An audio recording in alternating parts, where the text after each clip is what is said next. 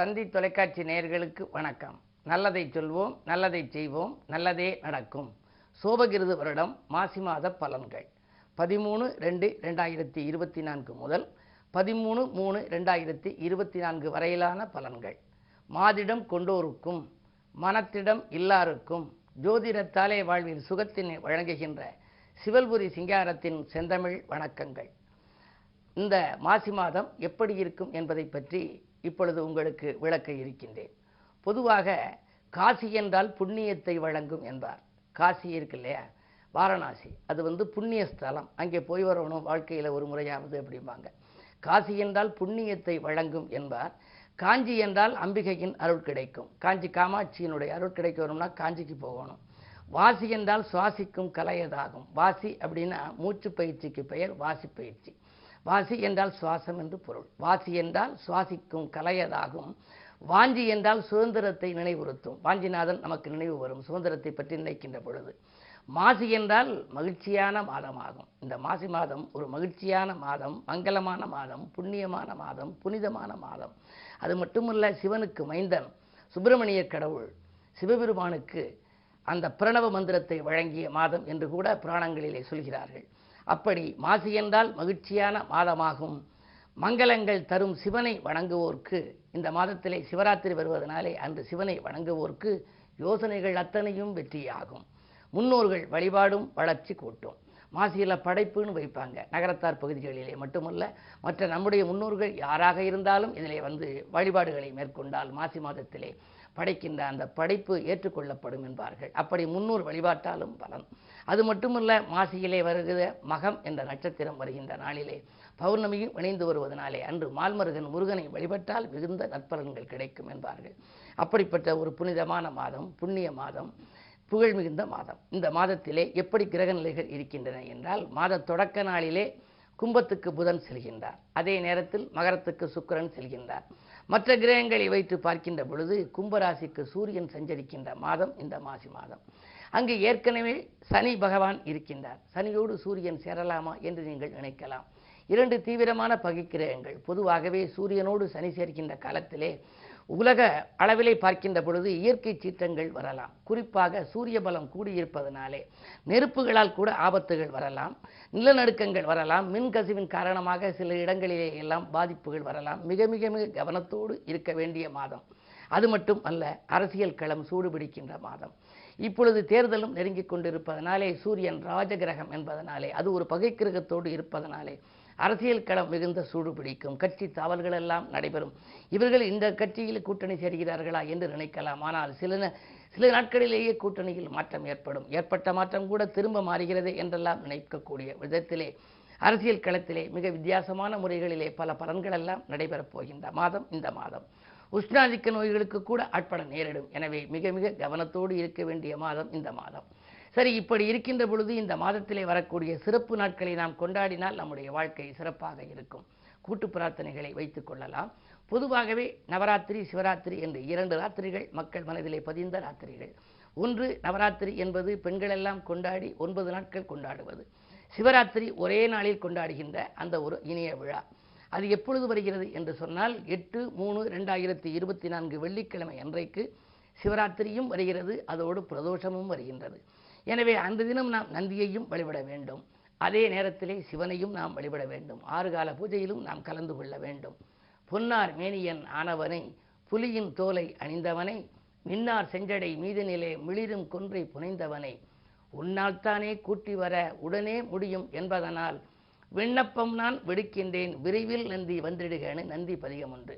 நந்தி என்ன பண்ணுது அப்படின்னா, பரம்பொருளை சுமந்து வருகின்ற ஒரு உதவியாளராக இருக்கிறது. அப்படிப்பட்ட நந்தியையும் நாம் அன்று வணங்க வேண்டும்.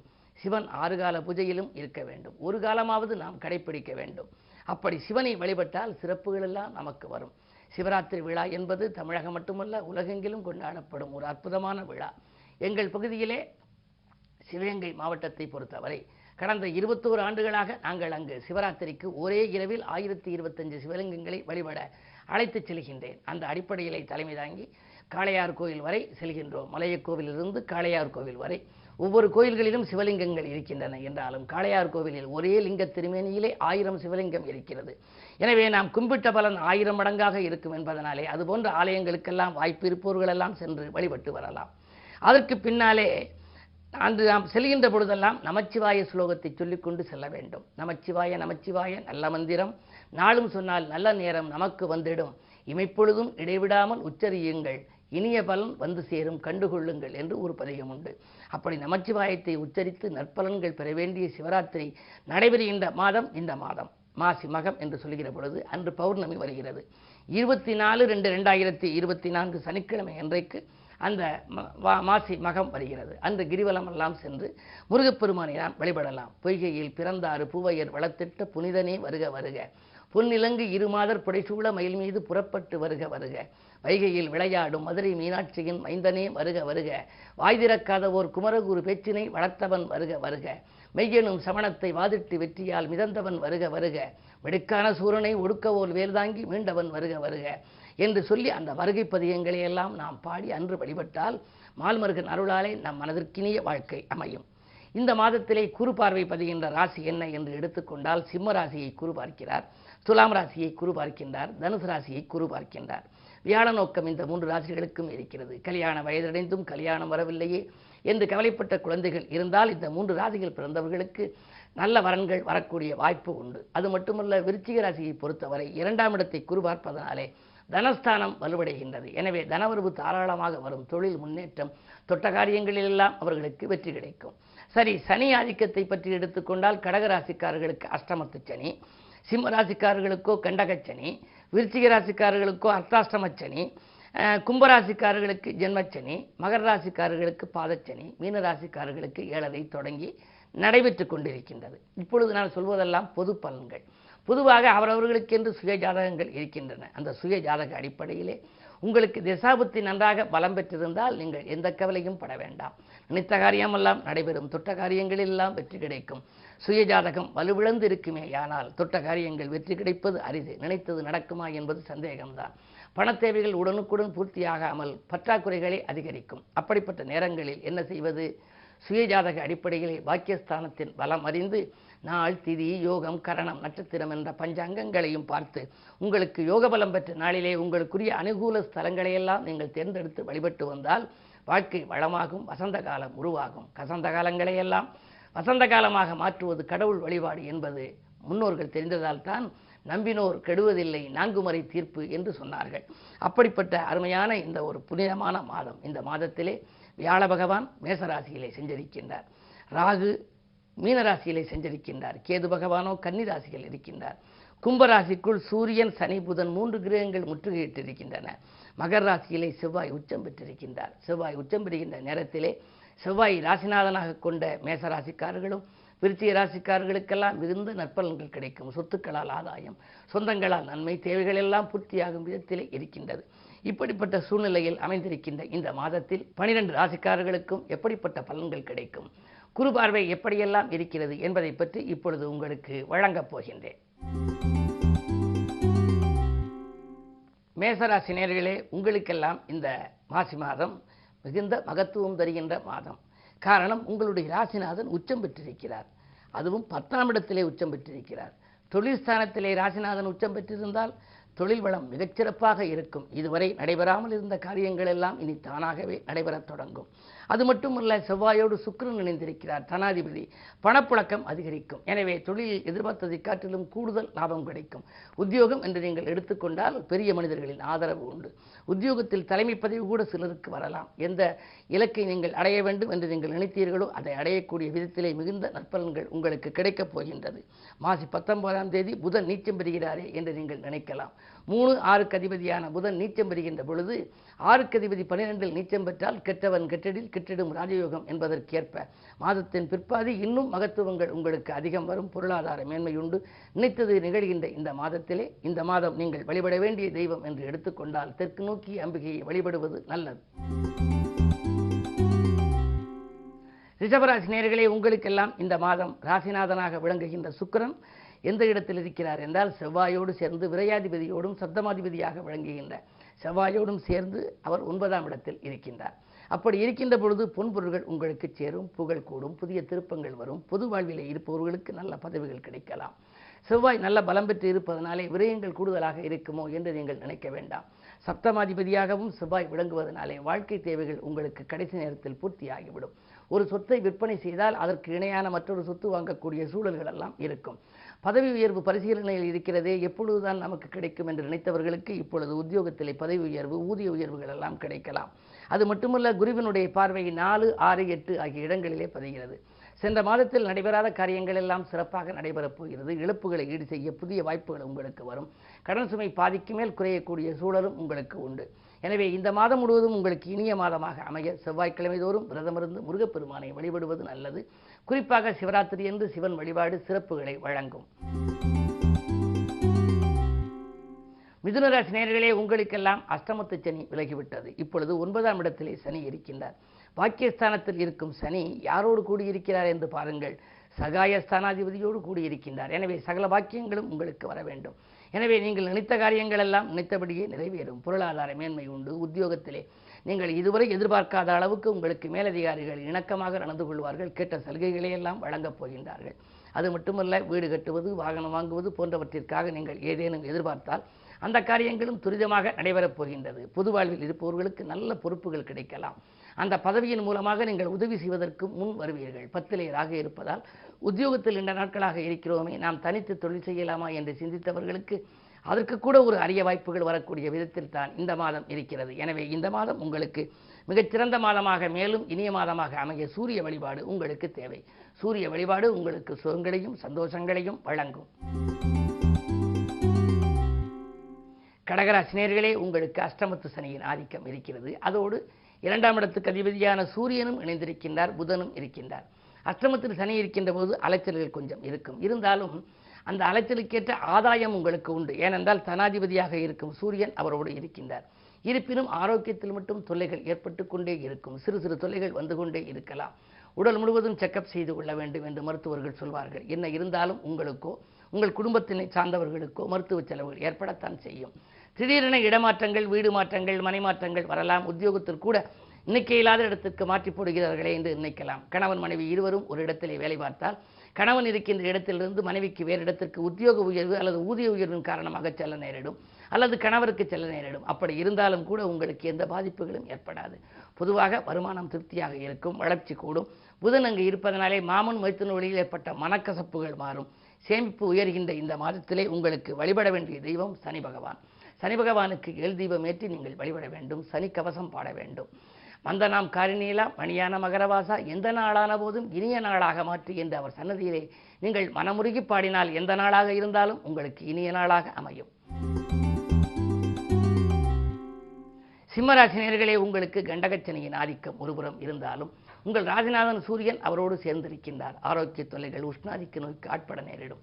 மூட்டு வலி, கழுத்து வலி என்றெல்லாம் வரலாம். இருந்தாலும் ஒரு சில காரியங்கள் தள்ளி போட்டுக்கொண்டே இருக்கிறதே, தள்ளி செல்கின்றதே, எப்பொழுதுதான் முடியும் என்றெல்லாம் நீங்கள் கவலைப்படுவீர்கள். இருந்தாலும் கொஞ்சம் பொறுமையாக இருக்க வேண்டும். மாசி 19ஆம் தேதி புதன் பயிற்சி ஆகின்றார். அஷ்டமத்திலே மறைந்த புதனால் நிறைந்த தனலாபம் உண்டு. மாதத்தின் பிற்பாதி உங்களுக்கு மகிழ்ச்சியாக இருக்கும். இருந்தாலும் கூட குருவினுடைய பார்வை உங்கள் ராசியில் பதிகிறது. உங்கள் ராசியில் குரு பார்வை பதிவதனாலே குரு பார்க்க கோடி நன்மை என்பதற்கு ஏற்ப நினைத்ததெல்லாம் நிகழ வேண்டுமானால் குரு பார்வை தேவை.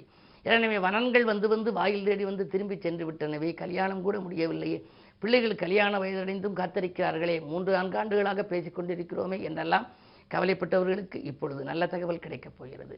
தொழிலிலே புதிய ஒப்பந்தங்கள் வரலாம். அடுக்கடுக்காக ஒப்பந்தங்கள் வந்து அலைமோதப் போகிறது. பொருளாதாரம் மாதத்தின் பிற்பகுதியில் மிகுந்த நிலையை, உச்ச நிலையை அடையப் போகின்றது. எனவே இந்த மாதம் முழுவதும் உங்களுக்கு இனிய மாதமாக அமைய விஷ்ணுவையும் இலக்குமியையும் நீங்கள் வழிபடுவது நல்லது. கன்னிராசினியர்களே, உங்களுக்கு ஜென்மத்தில் கேது, 7லே ராகு, நாகதோஷத்தின் பின்னணியில் இருக்கின்றீர்கள். சர்ப்பதோஷம் என்று சொன்னாலே ஏற்றமும் இரக்கமும் கலந்த வாழ்க்கை.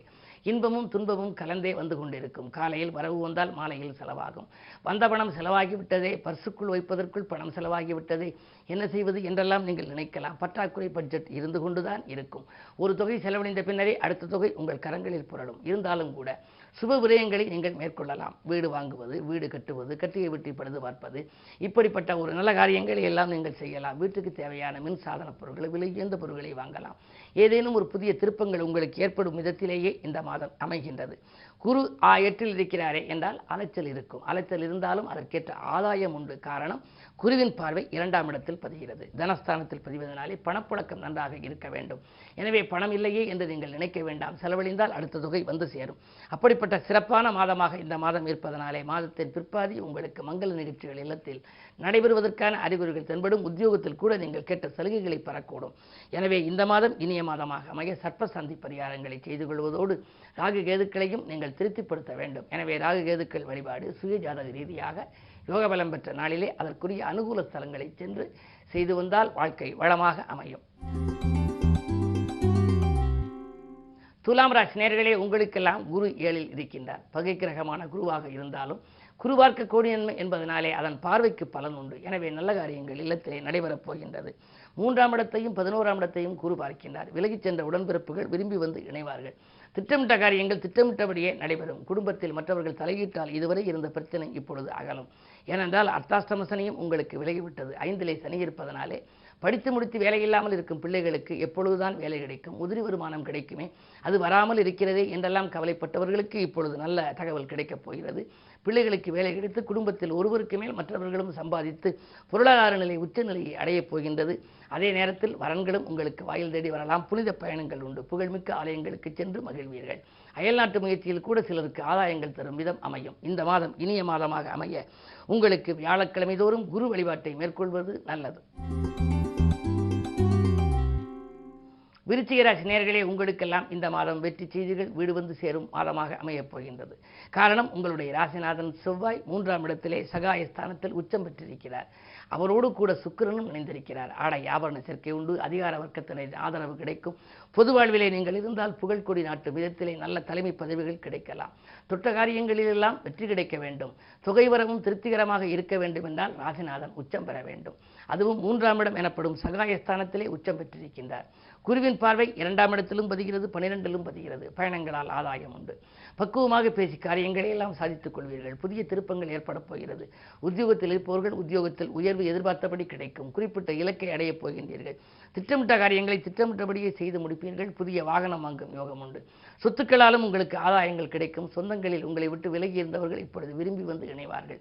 நண்பர்கள் நாள்தோறும் நல்ல தகவல்களை தருவார்கள். நாற்புறமும் இருந்து நல்ல செய்திகளை நாளும் கேட்கும் நல்ல மாதமாக இந்த மாதம் உங்களுக்கு அமையப் போகிறது. அதை மேலும் வலுப்படுத்தும் விதத்திலே நீங்கள் ஒவ்வொரு ஞாயிற்றுக்கிழமையும் நீங்கள் சிவன் வழிபாட்டை மேற்கொள்ள வேண்டும். சிவன் வழிபாடு, உமாதேவி வழிபாடு, நந்தீஸ்வரர் வழிபாட்டை மேற்கொள்ளுங்கள். சிவராத்திரி என்று முழுமையாக விரதமிருந்து சிவனை வழிபட்டால் சிறப்புகள் எல்லாம் உங்களுக்கு வந்து சேரும். தனுசு ராசி நேயர்களே, உங்களுக்கு 7ரை சனி விலகிவிட்டது. இப்பொழுது உங்களுடைய ராசிநாதன் குரு உங்கள் ராசியை பார்க்கின்றார். காரகன் தன் பாவத்தை பார்த்தால் காரகா பாவனாஸ்தி என்பார்கள். எனவே அந்த பாவத்திற்கு எந்த தோஷமும் இல்லையாம். அந்த அடிப்படையில் பார்த்தால் நல்லது நடக்கும் என்றே சொல்லலாம். 9, 11 ஆகிய இடங்களிலும் குருவின் பார்வை பதிவதனாலே பாக்கியஸ்தானம் பலம் பெறுகிறது. இதுவரை சென்ற மாதத்தில் நடைபெறாத சிக்கல்களான சில காரியங்கள் கூட இப்பொழுது துரிதமாக நடைபெறத் தொடங்கும். அது மட்டுமல்ல, சகோதர வர்க்கத்தினரும் சகாயமாக நடந்து கொள்வார்கள். உத்தியோகத்தில் கூட தற்காலிக பணியில் இருப்பவர்களுக்கு நிரந்தர பணி அமையலாம். தேங்கி கிடந்த பணிகளை எல்லாம் விரைந்து முடிப்பீர்கள். மறதியால் சென்ற மாதத்தில் விட்டுப்போன காரியங்கள் இப்பொழுது துரிதமாக நடைபெறப் போகிறது. தந்தை வழியில் இருந்த உறவு கொஞ்சம் புனிதப்படும். இதுவரை விலகி இருந்த பெற்றோர்கள் இப்பொழுது விரும்பி வந்து இணையலாம். பெற்றோர்களின் ஆதரவும் உங்களுக்கு கிடைக்கும். பிறரின் ஆதரவும் கிடைக்கும். உடல்நலம் சீராகி உற்சாகத்தோடு இயங்குவீர்கள். இந்த மாதத்திலே அதாவது மாசி மாதம் 19ஆம் தேதி புதன் நீச்சம் பெறுகின்றார். அப்படி நீச்சம் பெறுகின்ற பொழுது கேந்திராதிபதியை தோஷம் பெற்ற கிரகம் நீச்சம் பெறுவதனாலே யோகம் உங்களுக்கு வரும். தொழில் வளம் மிகச்சிறப்பாக இருக்கும். மாதத்தின் பிற்பாதி மகத்துவமானது. மறக்க முடியாத சம்பவங்கள் நிறைய நடைபெறும். இந்த மாதம் இனிய மாதமாக அமைய இலக்குமி வழிபாட்டை மேற்கொள்ளுங்கள். மகர ராசி நேயர்களே, உங்களுக்கு ஜென்மச்சனி விலகி இப்பொழுது குடும்பச்சனியின் ஆதிக்கம் நடைபெறுகிறது. ஆனால் உங்கள் ராசியிலே செவ்வாயும் சுக்கிரனும் இருக்கிறார்கள். இது இருப்பது சுக்கிர மங்கள யோகம் என்று கூட சொல்லலாம். சுக்கிரன் 5ஆம் இடத்திற்கும் 10ஆம் இடத்திற்கும் அதிபதி. செவ்வாய் 4ஆம் இடத்திற்கும் 11ஆம் இடத்திற்கும் அதிபதி. எனவே சென்ற மாதத்தை காட்டிலும் இந்த மாதம் மிகச் சிறப்பான மாதமாகவே உங்களுக்கு அமையப் போகின்றது. பெரிய மனிதர்களை சந்திப்பும் பிரச்சனைகள் தீரும் விதத்திலே சில நல்ல சம்பவங்கள் நடைபெறுவதும் உண்டு. அதே நேரத்தில் சொத்துக்கள் வாங்குவது அல்லது சொத்துக்களால் உங்களுக்கு நன்மை, விற்ற சொத்துக்களால் ஆதாயம் போன்றவைகள் கிடைக்கும். சுக்கிரபலம் நன்றாக இருப்பதனாலே அக்கறை செலுத்தாத காரியங்களில் கூட ஆதாயங்கள் கிடைக்கலாம். உத்தியோகத்தில் உங்களுக்கு எதிர்பாராத விதத்தில் நல்ல முன்னேற்றங்கள் உண்டு. சக பணியாளர்களின் ஆதரவும் கிடைக்கும். மேலதிகாரிகள் உங்களுக்கு இணக்கமாக நடந்து கொண்டு நீங்கள் கேட்ட இடத்திற்கு மாறுதல்கள் கூட கொடுக்கலாம். இல்லை இங்கேயே நீடிப்பதாக இருந்தால் கூட உங்களுக்கு சம்பள உயர்வு பற்றிய சஞ்சலங்கள் எல்லாம் தீரப்போகின்றது.